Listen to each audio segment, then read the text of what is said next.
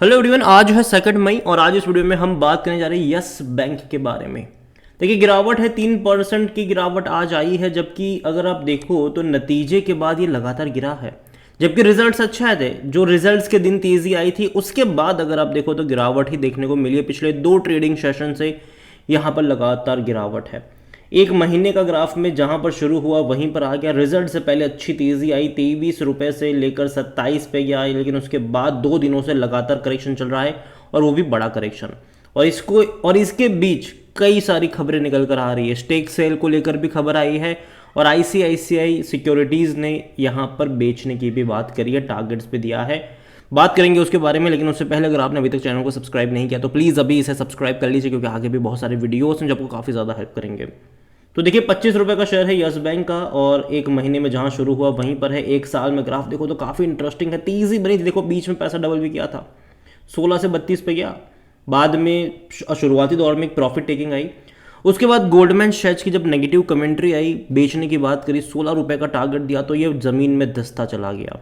और अगर आप चैनल को रेगुलर फॉलो करते हो तो तब मैंने कहा था कि मुझे नहीं लगता कि 16 रुपये जाएगा, लेकिन पॉसिबल है कि ये आपको 20-21 के करीब ज़्यादा नजर आए और वहाँ पर खरीदारी के मौके बनेंगे और अच्छे खासे मौके बने भी थे वहाँ पर। बाद में दोबारा तेज़ी आई, फिर से अब जाने की कोशिश कर रहा है। एक इनिशियल सपोर्ट यहाँ पर 23 रुपये के आसपास नज़र आता है, एक स्ट्रॉन्ग सपोर्ट 20 रुपये के आसपास नज़र आता है। जहाँ तक बात करें एक लेटेस्ट अपडेट के बारे में, तो कार्ले ग्रुप जो है वो तकरीबन 2% का स्टेक सेल कर सकते हैं, तकरीबन 1500 करोड़ रुपए में इन यस बैंक में वाया ब्लॉक डील के जरिए। और ये खबर है, ठीक है, CNBC TV 18 की ये खबर है और उनके सोर्सेस है, ठीक है, उनकी तरफ से खबर आई है। यहाँ पर अगर आप देखोगे, the deal is likely to be launch tomorrow, Goldman Sachs is said to be the broker to the deal, ये सोर्सेस ने बोला है। अभी अगर हम बात करें तो जो कार्लेस ग्रुप है वो तकरीबन 8.74% का स्टेक होल्ड करते हैं यहाँ पर, और अभी हाल फिलहाल में देखा जाए तो वो थोड़ा सा स्टेक बेच सकते हैं।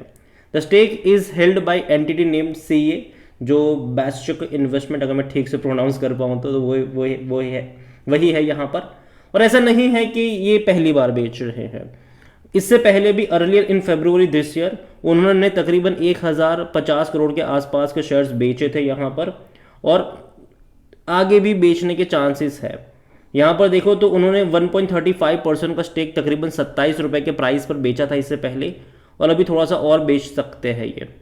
और यही वजह है कि कल का दिन इंपॉर्टेंट रहेगा कि भाई साहब क्या होगा यहाँ पर। इससे पहले 2022 में अगर आप देखोगे तो तकरीबन 9.99% का स्टेक यही ग्रुप था जिन्होंने खरीदा था यस बैंक में। अब धीरे धीरे प्रॉफिट टेकिंग कर रहे हैं। 2022 में शेयर सस्ता था, अभी धीरे धीरे जब ऊपर जा रहे हैं तो प्रॉफिट टेकिंग सिंपल कह सकते हो वो यहाँ पर कर रहे हैं। यस बैंक अगर देखो तो आज वॉल्यूम 21 करोड़ से भी ज़्यादा के शेयर ट्रेड होते नजर आए। बड़ी मात्रा में, क्वांटिटी में कह लो ट्रेडिंग चल रही है।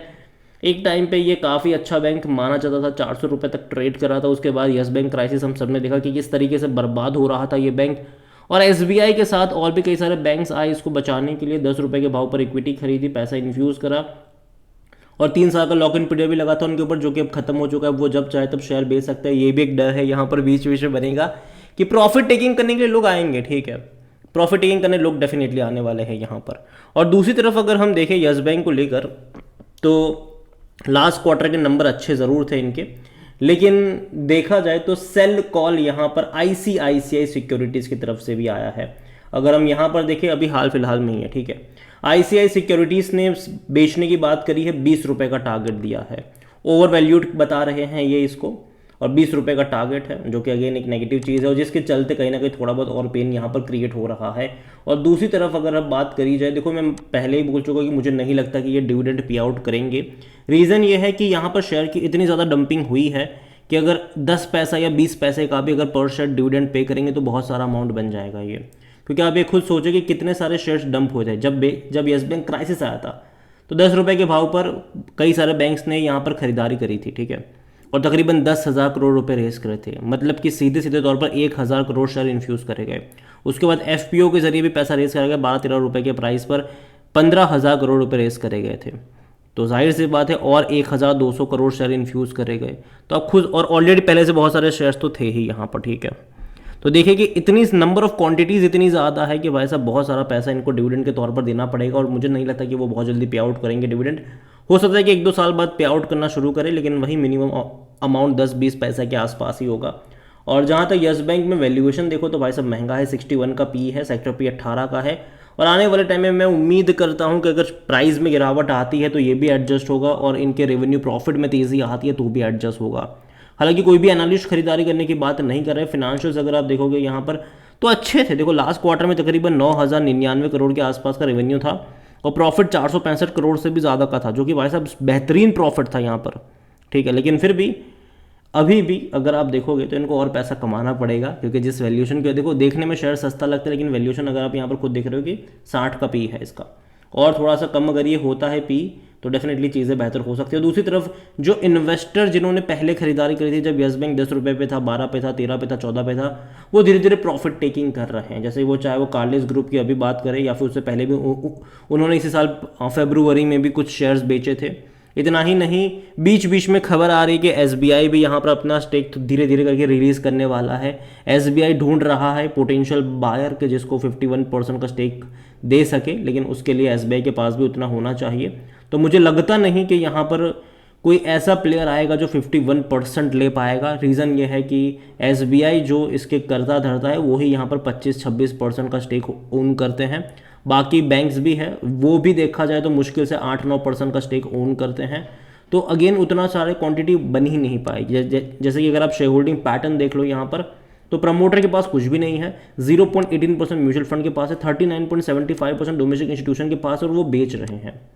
41.54% है। रीज़न क्या है कि लॉक इन पीरियड एंड हो चुका है, ठीक है, लॉक इन पीरियड एंड हो चुका है।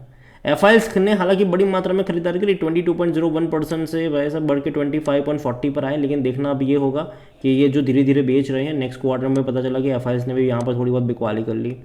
रिटेल्स और अदर्स के मिलाकर 34.67% की होल्डिंग है, जिनमें से रिटेल इन्वेस्टर यहाँ पर 23.26% पर है, अदर पार्टीज 11.41% पर है। तो जैसे कि मैंने कहा कि 51% स्टेक लेना मेरे हिसाब से बहुत बड़ा चैलेंज होगा, और कोशिश करेगा एसबीआई, ठीक है, कि किसी ना किसी तरीके से ये डील हो पाए ताकि वो भी यहाँ से बाहर निकल पाए।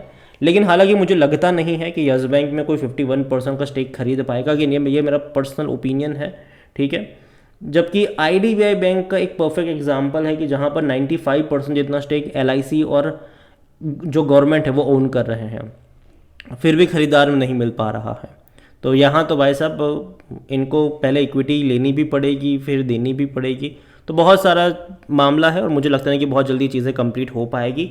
ओवरऑल यस बैंक अगर आप ग्राफ देख रहे हो तो पहले तेज़ी वाला ग्राफ था, गिरावट अगर आप देखो पिछले 2 दिनों से गिरावट आई है। तो पहली चीज़ तो ये कि जब गिर रहा हो तो भाई साहब तब नहीं पड़ना चाहिए, don't catch a falling knife, ठीक है। जब गिर रहा हो तब नहीं पकड़ना चाहिए।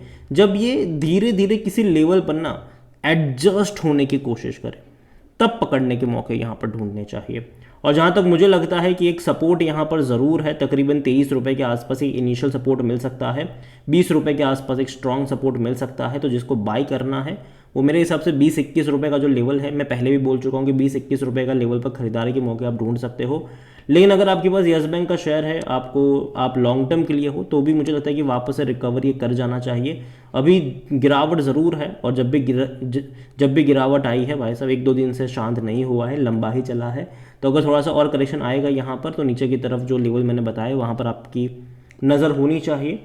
और यस बैंक में इतना ही कहूँगा कि है तो होल्ड करो। फ्रेश बाइंग की जहाँ तक बात है 20-21 रुपये के लेवल पर नज़र रख सकते हो आप यहाँ पर, और अगर किसी को थोड़ा और ऊपर लेना है तो 22-23 रुपये के लेवल पर भी आपकी नज़र होनी चाहिए। और अगेन बाय ऑन डिप्स का अप्रोच रखिएगा, किसी एक लेवल पर बहुत सारे शेयर्स खरीद के मत बैठ जाना, ठीक है, क्योंकि बॉटम ऐसी कंपनियों में कहाँ पर बनेगा ये कोई नहीं जानता है। और पूरा का पूरा सेंटिमेंट वाला खेल है यहाँ पर, फंडामेंटल सब काम नहीं करेंगे। जिनके पास है बहुत सारे शेयर्स, अब उनके ऊपर डिपेंड करता है कि वो कब प्रॉफिट टेकिंग करेंगे। यहाँ पर लॉक इन पीरियड एंड हो चुका है बैंक्स के लिए, हालांकि लंबे समय से हो चुका है, और अभी एफआईएस में भी कुछ ग्रुप यहाँ पर कह सकते हैं कि प्रॉफिट टेकिंग की कोशिश कर रहे हैं बीच बीच में। तो ये कंसर्न यहाँ पर ज़रूर रहेगा, लेकिन हाँ मुझे लगता है कि डूबने वाला बैंक नहीं है, धीरे धीरे ही सही, लेकिन रिकवरी यहाँ पर लौटने वाली है। अगेन ये मेरा पर्सनल ओपिनियन है, कोई इन्वेस्टमेंट एडवाइस नहीं। वीडियो को यहीं पे एंड करता हूँ। पसंद आया हो तो लाइक करो, शेयर करें। चैनल पर अगर पहली बार है तो प्लीज़ सब्सक्राइब करो। यस बैंक के बारे में आप क्या सोचते हैं वो भी आप मुझे कमेंट में लिख के बता सकते हैं। Thank you.